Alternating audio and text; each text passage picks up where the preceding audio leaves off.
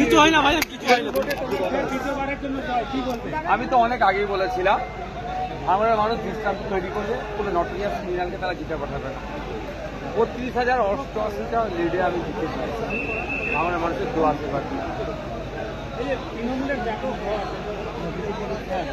দেখুন, ব্যাপারটা হচ্ছে তৃণমূলের কেন পরাজয় হয়েছে। সামান্য একটা স্কুলে তথা মাদ্রাসার ম্যানেজিং কমিটি নির্বাচনে এরা কি করে, প্রার্থী দাঁড়াতে দেয়নি বা সেখানে ছাপ্পা মানে এদের পায়ের নিচে মাটি কতটা আছে শক্ত সেটা তারা চেক করেনি। মানুষ সুযোগ পেয়েছে এবং সরকারকে বদলে দিয়েছে।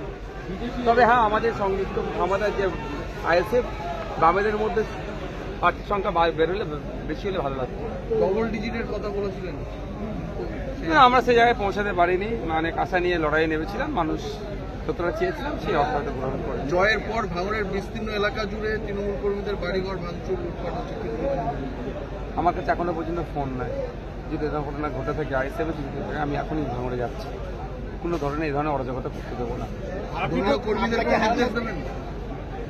ভাঙড়ের সাধারণ মানুষের কাছে আমার আবেদন যে হিংসা আমরা জড়াবো না। গতকালকেও আমাদের যখন কর্মীদের নিয়ে মিটিং ছিল তখন একটা কথাই বলেছিলাম, আমরা শান্তি প্রতিষ্ঠা করতে কোনোভাবে অন্যায়কে আমরা প্রশ্রয় দেবো না, শান্তি শৃঙ্খলার সাথে ভাঙড়ের মানুষ।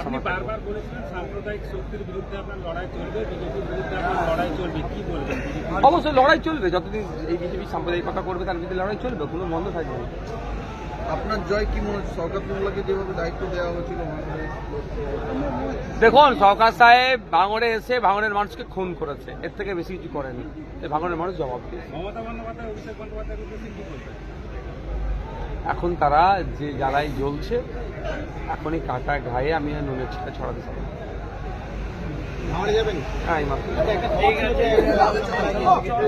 হ্যাঁ, আমি সেখানেও যাব।